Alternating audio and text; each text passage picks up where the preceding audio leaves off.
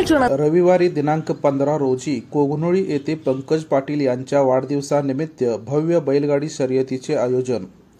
कोगनोळी गावचे सुपुत्र व बेळगाव जिल्हा परिषदेचे माजी उपाध्यक्ष युवा नेते पंकज वीरकुमार पाटील यांच्या 47व्या वाढदिवसानिमित्त रविवारी दिनांक 15 जून रोजी सकाळी 9 वाजता पंकज अण्णा युवा प्रेमी यांच्या वतीने भव्य बैलगाडी शर्यती स्पर्धेचे आयोजन करण्यात आले आहे।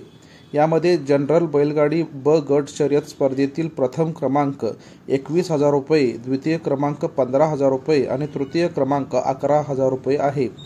बैलगाडी आदत दुसरा गट शर्यत स्पर्धेत 7,000, 5,000 आणि 3,000 रुपये अशी अनुक्रमे बक्षिसे आहेत।